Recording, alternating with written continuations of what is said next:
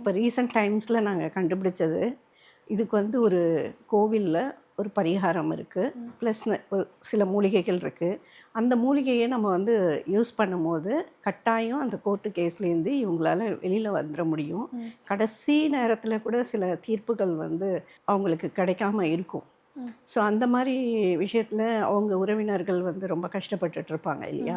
அவங்களுக்கும் கூட அவங்களோட ஜாதகத்தை அனுப்புனாங்கன்னா கட்டாயம் அதுலேருந்து அவங்கள வந்து மீட்டெடுக்க முடியும்.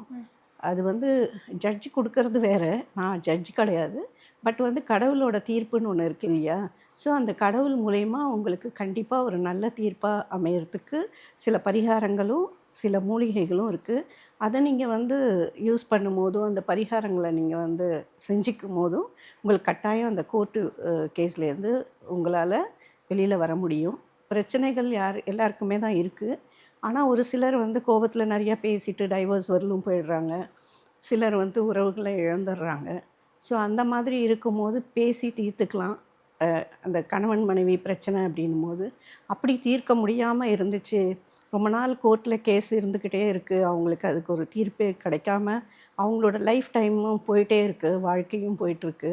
ஸோ அந்த மாதிரி இருக்கும்போது சீக்கிரமே உங்களுக்கு அதுக்குரிய விடை கிடைக்கிறதுக்கு சில பரிகாரமும் மூலிகைகளும் யூஸ் பண்ணும்போது கட்டாயம் நீங்கள் அதுலேருந்து விடுபட்டு வெளியில் வர முடியும்.